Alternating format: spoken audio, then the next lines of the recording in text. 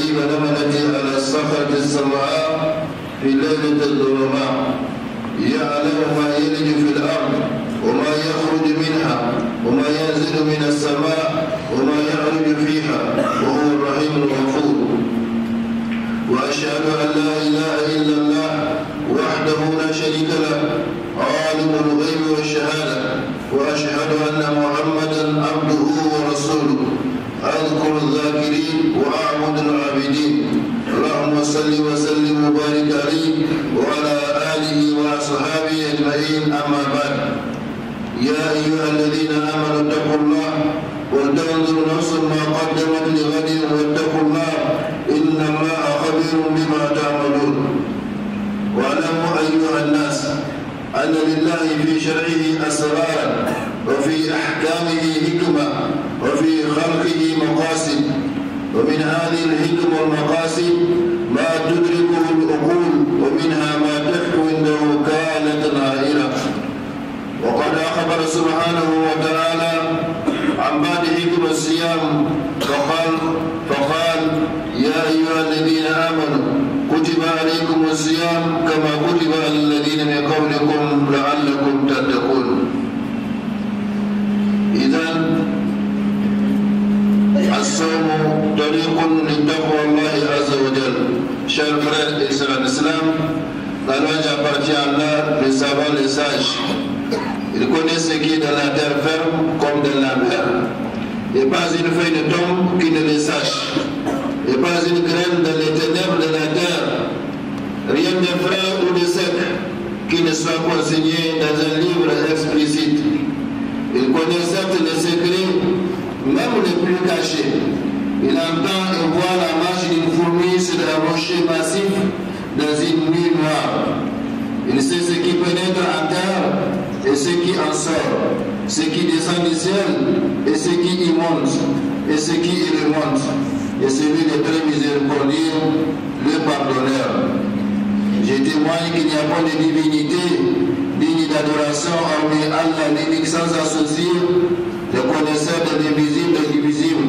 Et je témoigne que Muhammad sallallahu alayhi wa sallam est son serviteur et son envoyé. Il est le plus constant des hommes dans le rappel de son Seigneur et le plus dévoué de tous les hommes. Qu'Allah répande sur lui son salut, ses prières, ses miséricordes et ses bénédictions, ainsi que sur sa sainte famille, ses fidèles compagnons et tous ceux qui abandonneront leur pas dans les chemins du bien jusqu'au jour de la résurrection. يا أيها الذين آمنوا اتقوا الله ولتنظر نفس ما قدمت لغد واتقوا الله إن الله خبير بما تعملون. Croyant craignez Allah, que chaque âme voit bien ce qu'elle a avancé pour demain. Et craignez Allah, car Allah est parfaitement connaissant de ce que vous faites. Chers frères et sœurs en islam, dans le cadre des sermons préparatoires du Ramadan, nous allons vous voir aujourd'hui avec l'aide d'Allah subhanahu wa ta'ala quelques sagesses du jeûne, afin de nous inciter mutuellement à aimer le jeûne, qu'il soit facultatif ou obligatoire, et à l'accomplir avec amour et sincérité pour Allah subhanahu wa ta'ala. Parmi ces secrets, et c'est ça, chers frères et sœurs islam, sachez d'abord qu'Allah subhanahu wa ta'ala a des secrets dans ce qu'il légifère, des sagesses dans ce qu'il prescrit et des objectifs dans ce qu'il crée. Parmi ces secrets, ces sagesses, il y en a ce que l'intelligence humaine comprend et il y en a ce qui lui échappe. C'est ainsi qu'Allah a évoqué quelques sagesses du jeûne en disant Ya ayyuha alladhina amanu kutiba alaykum as-siyam kama kutiba ala alladhina min qablikum la'allakum tattaqun. Aux croyants, on vous a prescrit le jeûne comme on l'a prescrit à ceux d'avant vous, afin que vous atteindrez la piété. Le jeûne est donc une voie pour atteindre la piété, pour l'atteindre d'Allah. Et le jeûneur est le plus rapproché de son Seigneur. Il s'est privé de nourriture, de boissons et de désirs charnels. Son cœur s'est alors purifié et son œil a pleuré par crainte de son Seigneur. Parmi les sagesses et les objectifs du jeûne 1, le jeûne, chers humains, resserre les voies de circulation de la nourriture et du sang. Or, ces voies sont celles qu'emprunte Satan pour circuler dans le corps humain. Ainsi, son influence est trouve réduite ou anéantie avec le jeûne. C'est pourquoi le prophète sallallahu alayhi wa sallam a dit Ya ma'ashar al-shabab, man istata'a minkum al-ba'a, فإنه أغض للبصر وأحسن للفرج ومن لم يستطيع فعليه بالصوم فإنه له وجاء أو كما قال صلى الله عليه وسلم.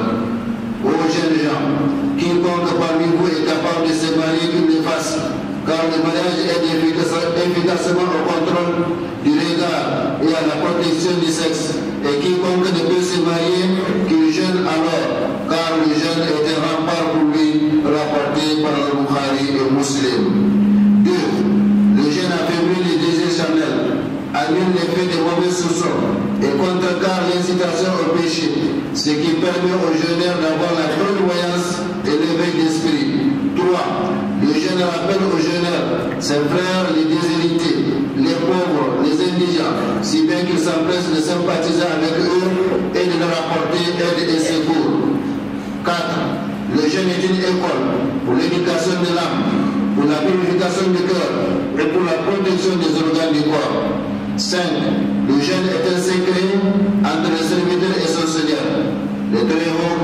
Entre son Seigneur le Très-Haut qui a dit dans un hadith sacré: كل عمل ابن آدم له إلا الصيام فإنه لي وأنا أجزي به. C'est-à-dire toute œuvre du fils d'Adam lui appartient, excepté le jeûne qui est à moi, et c'est moi qui en fixerai la rétribution. Hadith sacré rapporté par le Bukhari et Muslim. Ceci à cause du fait que le jeûne est une adoration que nul en dehors d'Allah ne peut remarquer, contrairement à la prière, à la zakat ou au hajj.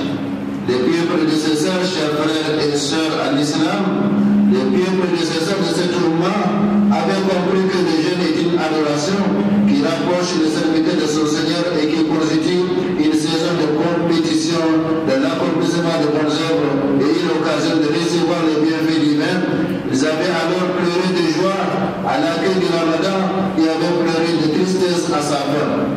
Les pieux prédécesseurs de cette umma avaient compris la valeur du jeûne. Ils avaient alors aimé le Ramadan et sacrifié leur temps, leurs biens et leurs âmes dans la recherche de l'agrément de leur Seigneur. Ils avaient ainsi animé les nuits de Ramadan par les prières nocturnes avec humilité et pleurs devant la grandeur du Créateur. Et ils avaient animé ces journées par les dhikr ou le rappel d'Allah, la récitation du noble Coran, l'enseignement, l'appel à Allah, la recommandation du bien, la censure du mal, etc. Les bien prédécesseurs de cette umma avaient compris que le jeûne procure la joie des yeux, le repos de l'âme et l'élargissement du cœur. Ils avaient alors profité de ces objectifs, des enseignements. Ils avaient alors profité des objectifs, des enseignements et des sagesses du jeûne pour éduquer leurs âmes, pour purifier leur cœur, pour anoblir leur comportement. Ils se retraitaient dans les mosquées pour se rappeler Allah, pour réciter son livre, pour se prosterner devant lui et pour pleurer sa crainte. Ils avaient ainsi protégé leur langue, leurs yeux et leurs oreilles de tout ce qui est interdit. Chers frères et sœurs en islam, emboîtez les pas de ces pieux prédécesseurs, imitez-les et faites le maximum d'efforts pour accomplir de bonnes actions afin qu'Allah vous fasse miséricorde. Ya ayyuhalladhina amanu ruk'u wasjudu wa'budu rabbakum waf'alul khayra la'allakum tuflihun. Ô croyants, inclinez-vous, prosternez-vous, adorez votre Seigneur et faites le bien afin que vous réussissiez. Et vivez pour Allah avec tout l'effort qu'il mérite, celui qui vous a élu et ne vous a imposé aucune gêne dans la religion, celle de votre père Ibrahim. بارك الله لي ولكم في القرآن الكريم ونفعنا بما فيه من الآيات والذكر الحكيم. أقول ما تسمعون وأستغفر الله لي ولكم ولسائر المسلمين